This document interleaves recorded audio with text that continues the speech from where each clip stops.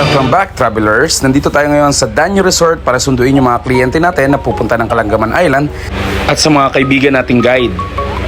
Ang tour ay nag-start po ng 9 AM in the morning at darating po sa Kalangaman Island ng 10:30 AM in the morning. Ang inclusion ng tour ay meron pong free lunch at boat kasama na po. At magbabayad na lang po sila ng entrance fee sa Kalangaman Island na 300 pesos sa local and 1,000 pesos sa foreigner. Ang Kalangaman po is part ng Leyte. 1.5 oras po yung papunta doon. At meron naman pong way din sa Palumpon, Leyte kung galing po kayo sa Tacloban. May mga joiners po tayo, pwede po kayo mag-inquire sa akin at mag-message. Pwede pong joiners, pwede pong exclusive tour. Ang ibang guest po natin na kasama ay galing po sa agency kay Ma'am Warblitz.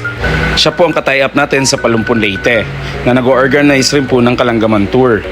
Kompleto na po lahat. Ito pinapasakay na lang po namin at papalis na po yung bangka. Low tide po sa morning pero okay naman po, nakalis naman po yung bangka. Thank you for watching. Please follow, like, and share and subscribe.